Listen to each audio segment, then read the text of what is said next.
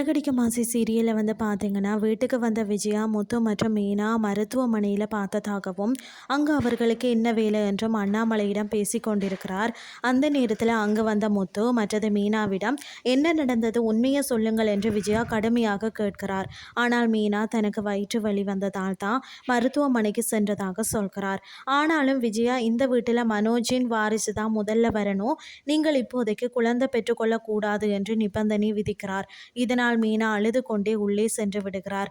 இன்னொரு பக்கம் கனகாவின் அம்மா மனோஜ் அழைத்து 10 லட்சம் ரூபாய் கொடுக்கிறார். ஆனால் அந்த பணத்தை எடுக்கிறதுக்கு முன்பு கனகாவிற்கு சாந்தி முகூர்த்தம் நடத்த வேண்டும் என்றும் அதற்காக ஒரு திகதி கூறிவிட்டு பணத்தை எடுத்து கொள்ளுமாறும் தெரிவிக்கிறார்.